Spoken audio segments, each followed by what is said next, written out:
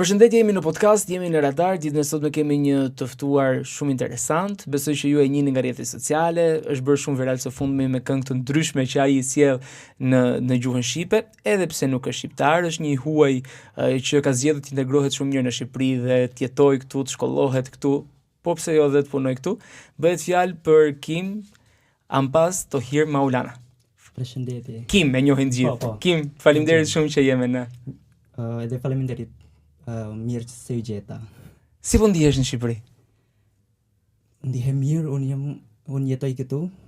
Unë ndihem mirë që unë jetoj këtu dhe që unë kënaqa. U kënaqa që unë jetoj këtu. Si mësove për Shqipërinë? E njeh Shqipërinë më para, ju vini nga Indonezia, ne shpjeguam që në fillim një vend shumë i largët në Azi, milje larg nga Shqipëria, si mësove për Shqipërinë? Në fillim nuk kisha ide fare. S'kisha ide fare. Por në atë kohë unë gjeta një informacion nga WhatsApp që një universitet këtu më ofrohen një bursë për bachelor dhe kërkova disa informacion nga internet dhe vendosa për të ardhur këtu. Çfarë thënë të personat e shtëpisë, mami, papi, kur i the që unë do iki nga Indonezia edhe do shkoj drejt Shqipërisë, një vend që ata ndoshta nuk e kishin dëgjuar ose nuk e njihnin apo jo? Do më thonë, unë kisha qenë larg nga shtëpia për 7 vjet. Unë isha vetëm në shkolla e mesme edhe ata më thanë nëse ti do të shkosh, shko. Jemi në rregull, ata më tha. Edhe unë besoj se unë isha larg për 7 vjet, ata më besojnë mua që unë mund të kujdes veten time. A kishe frikë për të ardhur në Shqipëri? Në fillim po, se kisha dëgjuar që njerëzit në Evropë janë të mbyllur, se është individualis. Por këtu në Shqipëri unë konsideroj ata nuk janë individualis, ata janë i ngrohtë, ata janë të ngrohtë, ata janë të mikpritur dhe unë ndihem këtu si në shtëpi. Dhe më thonë. Ju punoni, shkolloheni këtu, çfarë ka pëlqyer më shumë nga Shqipëria? Ju keni 3 vjet e gjysmë këtu, mos ka bë? Po, totalisht 3 vjet e gjysmë.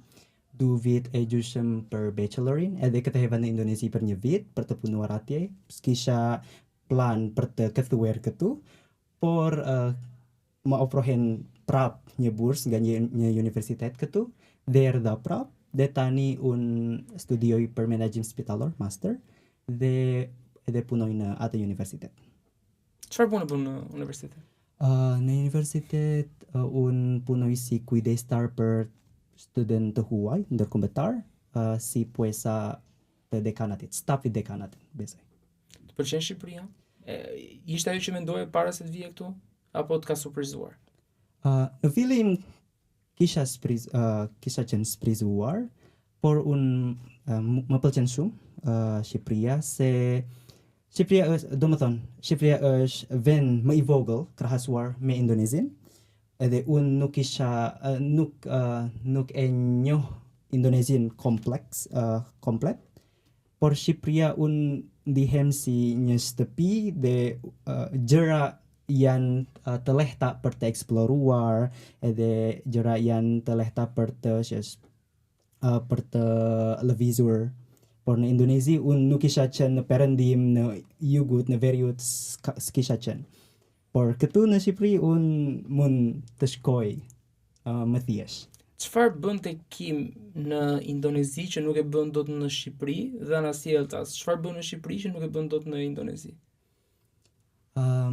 Në Indonezi jemi shumë i hapur edhe për shembull për të marrë videot në publik është më thjesht, se njerëzit nuk kanë problem me atë. Por këtu në Shqipëri njerëzit pak i mbëllur në mënyrë më duhet të pues më paraprakisht nëse do të marr një video për shembull. Por në Indonezi nuk kemi nevojë për atë. Edhe në Indonezi në Indonezi unë besoj jemi më shumë futuristik, si palatit, si rruga, për këtu shumë më thjesht. Prandaj unë konsideroj këtu në Shqipëri si në një region në Indonezi. Unë nuk krahasoj Shqipëria me Indonezin, por unë krahasoj Shqipërinë me një region aty në Indonezia.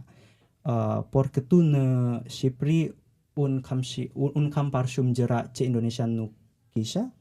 Për shembull, që është mall, kemi mall ndryshme, si këtu në Indonezi kemi mall me pam, por këtu kemi mall pam, vetëm si është stone në anglisht, si është stone në Shqip.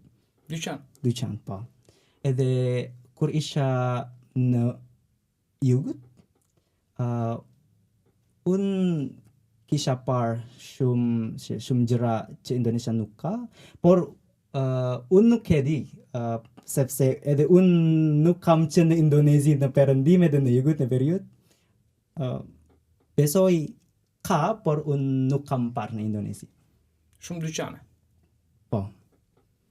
Pra, ju ndodheni këtu siç e them për 3 vite gjysëm, publiku ndoshta nuk e din, po ti ju jeni 14 motra dhe vëllezër apo jo? Po. Të merr malli shumë për ta? Jemi 7 motra dhe 7 vëllezër, nga një nëna dhe një baba. Por tani baba ka humbur jetën. Mami është atje me gjithë motra dhe vëllezër, se unë jam i vetmi që shkuar larg dhe jashtë vendit, ata gjitha në një region. Familja ime është mirë atje, ata kanë një biznes bashk me motra, me vëllezër dhe me mamin. Dhe jam këtu. Të merr malli? Të merr malli? Ju merr malli për ta? Patjetër. Kush më mungon shumë. Por unë kam qenë vetëm për 10 vit, kam përshtatur për të jetuar vetëm. Sa e vështirë është që nëna juaj të rriste vetë me 14 fëmijë, 7 goca dhe 7 djem? Unë besoj ishte i vështirë për ajo, por nuk kisha bisedim me mamin si është, si ndihet ajo që ka 14 fëmijë. Por jemi gjithë shkojnë në shkollë, gjithë shkojnë për education. Unë besoj ata kanë bërë gjëra më të mira. Mendon që do jetosh gjithmonë në Shqipëri apo do kthehesh në Indonezi? S'kam vendosur akoma, por unë kam konsideruar për të rritur këtu, nëse unë mund të gjej një punë ose një karrierë të mira këtu, si këngëtar për shembull, ose si prezentuese, ose në fushën e arsimit jam në rregull, si pedagog. Nëse se gjëja në Indonezi është këtu. Si një vend është mrekullueshme. Por situata atje për të punuar nuk është mirë, se kemi shumë popullore. Kemi shumë popull, jeni shumë njerëz. Kemi shumë popull. 210 milion popull. Edhe ata sidomos ata janë në region që unë jam atje. Prandaj kur unë kthehevate, unë më duhet të being a competitor with the others. Se unë besoj është më mirë për të rritur këtu dhe për të vizituar familjen 3 herë, 4 herë. Sa janë rrogat në Indonezi? Rrogat në Indonezi është pak më vogël. Besoj 200 euro në muaj. Në muaj, po. Prandaj është më mirë në Evropë. Do më thonë, si vendi jemi shumë modern, shumë futuristik, por në mënyre në punë, për shembull me rrogën, besoj unë mund ta them që është keq. Vajza më të bukura janë në Shqipëri apo në Indonezi? Si Të mendon duja? Kim? Të duja në mënyre të ndryshe. Në Indonezi goca janë që është më qetë. Më qetë edhe që është nuk është ata janë mirë, ata janë respektuar, si është respektuar, por ata si është më mirë në mënyrë si gestur dhe për të falur. Por këtu në Shqipëri, edhe ata janë gocat të mira, ata janë shumë si është, shumë mirë pritur, lezitshëm. Por disa herë unë kisha takuar me ata gocat që janë shumë i zhumshëm në mënyre për të folur, për shembull. Por përgjithësin të dyja janë super. Edhe këtu gocat janë shumë fashionable. Prandaj është spojsa i kulturën. Mendoni që gocat në Shqipëri duan ndoshta më shumë lek një mashkull më shumë lek se sa një femër në Indonezi? Besoj po. Se në Indonezi si të thuash, në Indonezi goca janë më thjesht në dukje. Po në dukje. Por këtu gjitha nga flokët deri si është, deri këpucë. Më duket këmbët. Besoj me këmbët shumë strange. Extravagante. Po extravagante. Po në Indonezi jemi shumë të thjeshtë. Si e mendon Kim të ardhmen? Si e imagjinon të ardhmen tënde? Unë imagjinoj të jetoj këtu si këngëtar, edhe bëj bashkëpunim me artist tjetër. Kjo është arsye kryesore që unë mësoj gjuhën, se dua të flas më mirë me vendasit, dua të komunikoj më mirë me njerëzit, edhe dua të bëj gjëra të bukura me njerëzit, me kulturën. Në fillim unë s'kisha plan fare për të rritur këtu, për të marrë pasaport shqiptare edhe për të bërë si këngëtar. Nuk kisha plan. Erdha këtu vetëm për të studiuar, por shumë mundësi më kanë ardhur. Edhe unë besoj është Zoti më merr mua këtu për këtë arsye. Si u lidhe me këngën shqipe? Si ishte e gjithë eksperjenca jote me këngën? Sepse ti këndon, e shfaq në rrjetet sociale, po si lindi ideja? Ishte në mars, unë besoj, do më thonë, më pëlqen shumë për të kënduar, por vetëm si është random song, random këngët, por në atë kohë unë mendova për të mësuar gjuhën me këngët. Këtë arsye kryesore. Se s'kisha mësim në Shqip, nuk praktikoj shumë Shqip se në zona që unë jetoj gjitha janë të huaj.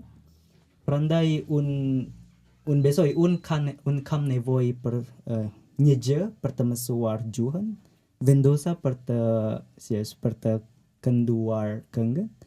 Kënga i parë ishte Pranvera nga Alban Skenderaj, dhe unë hidha në Instagram, kisha mora kërkesa, edhe një kërkes është gëzuar baftiar nga Uli Baka, dhe unë pas mësimit unë e bëra, e hidhe në Instagram, edhe e bëra një video tjetër, edhe ishte virale, Edhe vendosa për të vazhduar me këngë tjetër, me kërkesa tjetër. Dhe tani unë kam mësuar, besoj, disa herë, edhe kam takuar me disa këngëtar shqiptar. I një kim politikanët shqiptar, e një politikën shqiptare? Jo, se di far.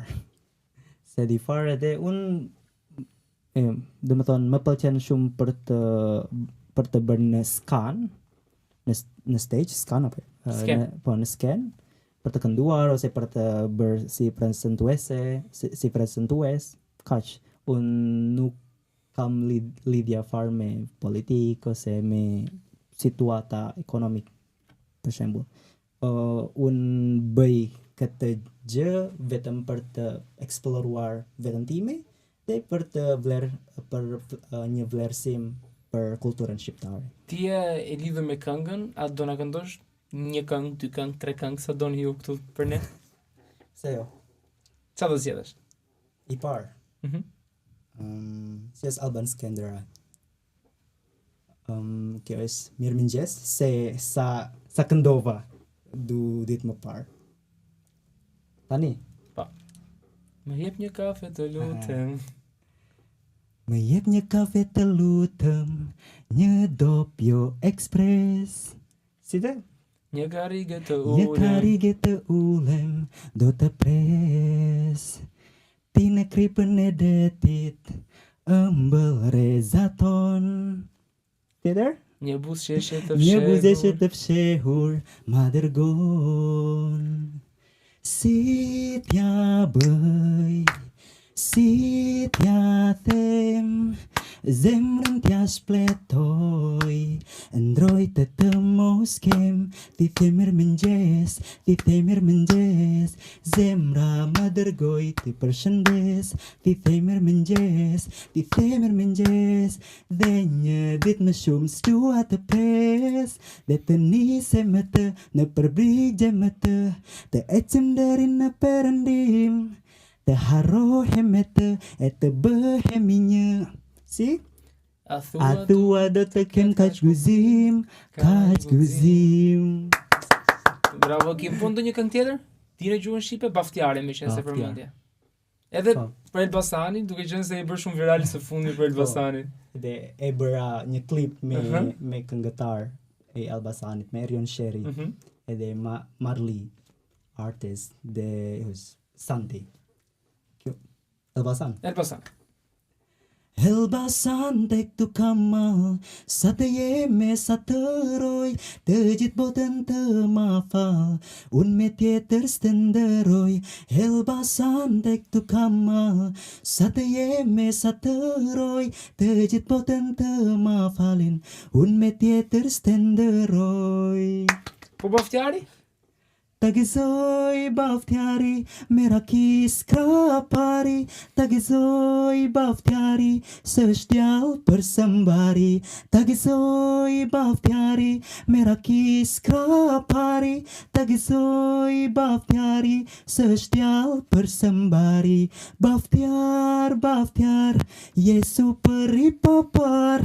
Baftiar, Baftiar, na shkop jetambar. O Baftiar, Baftiar, je super i papar. Baftiar, Baftiar, të ndizet son të zjar.